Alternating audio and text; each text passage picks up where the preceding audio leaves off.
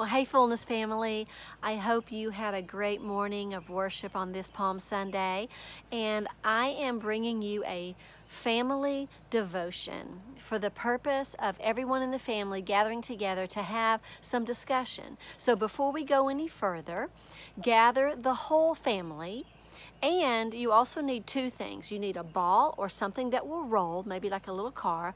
And then every member of the family needs a shirt, t-shirt, a jacket, or a coat for our activity. So you can pause the video, get everyone together and those items, and then come back and we'll get started.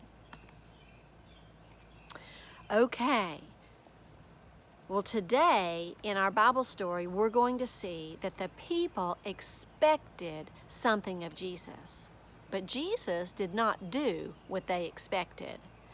And often, what I want us to know today is that Jesus' power is unexpected. Even in good times and in bad, Jesus is always working.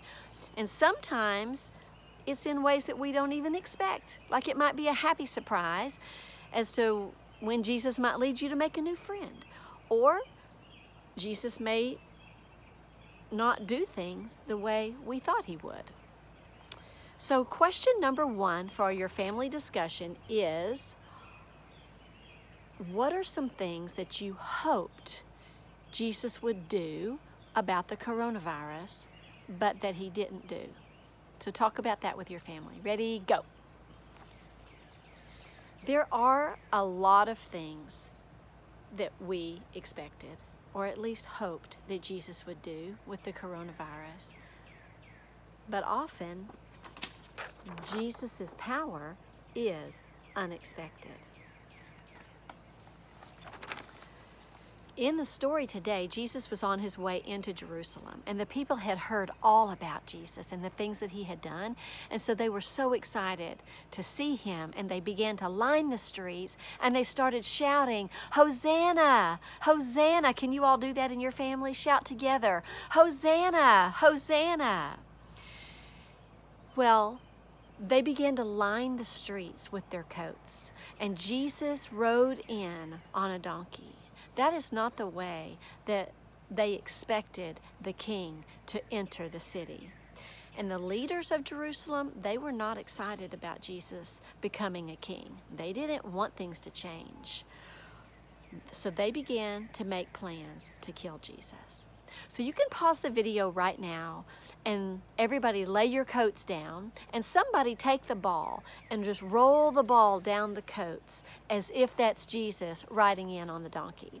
And then you can take turns until everyone in the family has had a chance to get to roll the ball and be Jesus riding in on the donkey. So go ahead and do that now. Awesome. I hope y'all had fun doing that. Well, Jesus could have come into Jerusalem and proclaimed himself as king.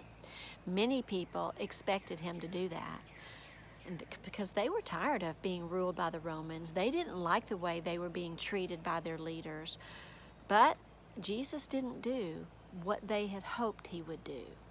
And that makes me wonder about question number two for your family. Why do you think Jesus doesn't always do what we want him to? Talk about that together. All right, good job.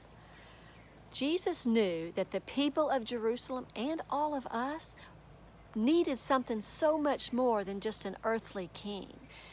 He wants us to be a part of his heavenly kingdom forever.